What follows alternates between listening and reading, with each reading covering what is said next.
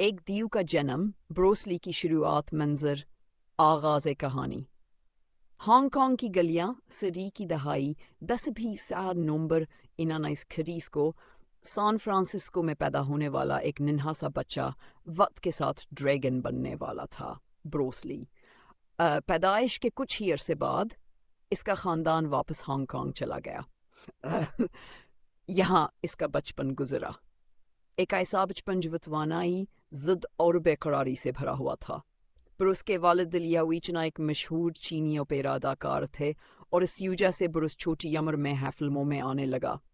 चंद साल का तो पहली बार उसने फिल्म में काम किया, लेकिन शहरत ने इसे बचपन के शरारतों से नहीं रोका।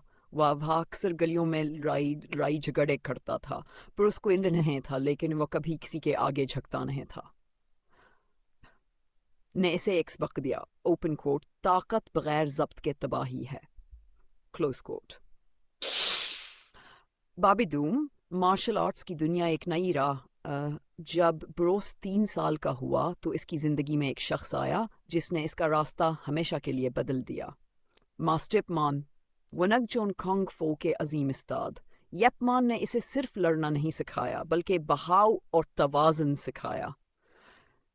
यप मान का मशहूर कौल था, ओपन कोट, अपने जहन को खाली करो, बेशक्ल बनो, बेसूरत बनो, पानी की तरह बनो, क्लोज कोट। यही जुमला ब्रूस की सारी जिंदगी की फलसफियाना बुनियाद बन गया। वो समझ गया कि सख्ती में कमजोरी है और लचक में ताकत।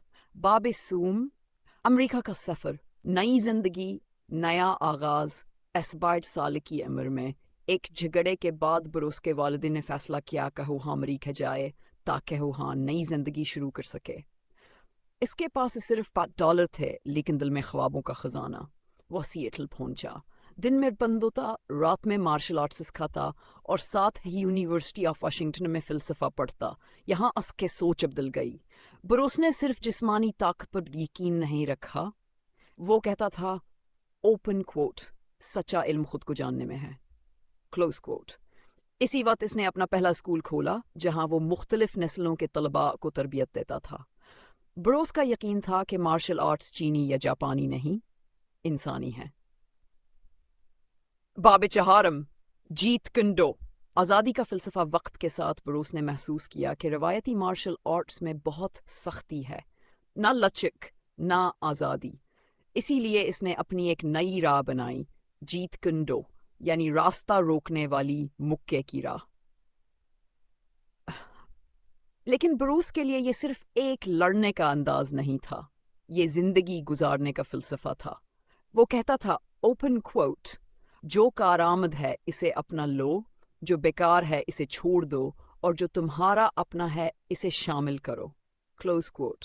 इसके नज़दीक मार्शल आर्ट्स सिर्फ जिस्म की मशक नहीं, बल्कि रूह की तरबियत थी। वो अपने शागिर्दों से कहता, ओपन कोट, अपने आप को ईमानदारी से जाहिर करना सबसे मुश्किल काम है, क्लोज कोट। बाब पंजम, ड्रैगन की रूह। ब्रूस ली का पैगाम। ब्रूस ली के नज़दीक असल जंग बाहर के दुश्मन से नहीं, अंदर के खौफ से थी। वो हमेशा कहता था, ओपन कोट, जो शख्स खुद पर काबू पा ले वो 1000 दुश्मनों को भी शिकस्त दे सकता है, क्लोज कोट। इसी रूह ने ब्रूस ली को एक लड़ाका से लेजेंड बना दिया।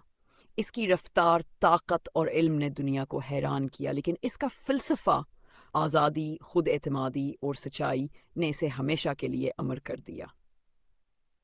एक इख्तितामिया, एक नाकाबिल फरामोश विरासत, ब्रूस ली का सफ़र 5 साल की उम्र तक जिस्मानी तरबियत से शुरू होकर फ़िक्री आज़ादी तक पहुंचा।